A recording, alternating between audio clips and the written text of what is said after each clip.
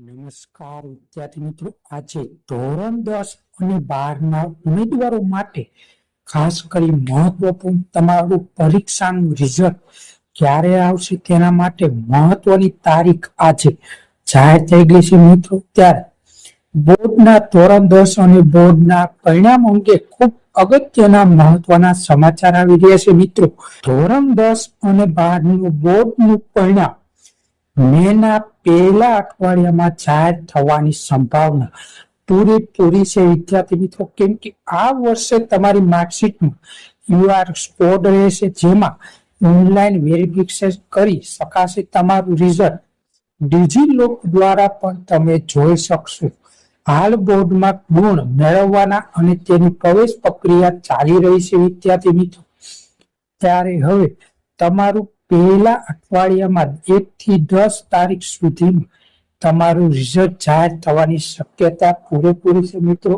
મેના પહેલા અઠવાડિયામાં હાલમાં પેપર ચેકિંગની બાદની પ્રક્રિયા પણ ચાલી રહી છે. ડેટા એન્ટર કરવાની ખાસ કરી જે વિદ્યાર્થી મિત્રો કોઈ પણ મુશ્કેલી આવે તે માટે દરેક માર્કશીટ અલગ અલગ તબક્કામાં પસાર કરીને તૈયાર કરવાના આવશે.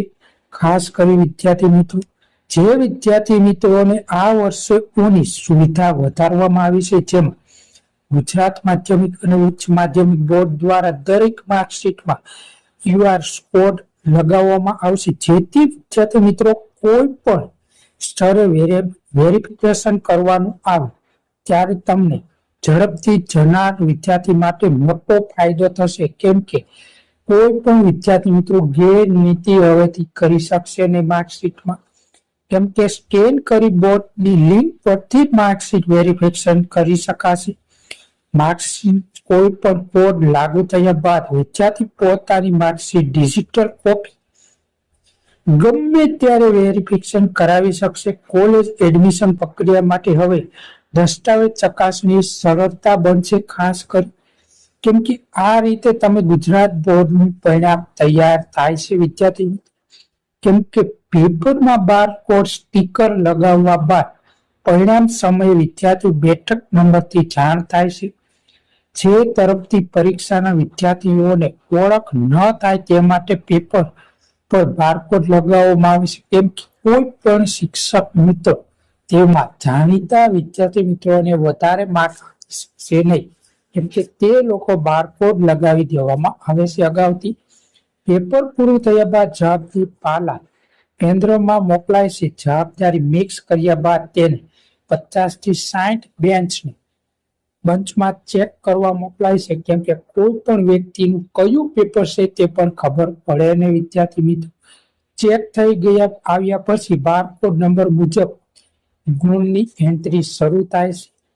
બારકોડ આધારે તમામ વિષયોનું સોફ્ટવેર મદદ ઓટોમેટિક રિઝલ્ટ તમારું તૈયાર થાય છે વિદ્યાર્થી મિત્રો. જે દિવસે પરિણામ જાહેર થવાનું હોય ત્યારે ઓનલાઈન બારકોડ અને બેઠક નંબર મેચ થાય છે. રિઝલ્ટ જાહેર થવાના દિવસે રિઝલ્ટ પ્રિન્ટિંગ ચાલુ થાય છે વિદ્યાર્થી મિત્રો.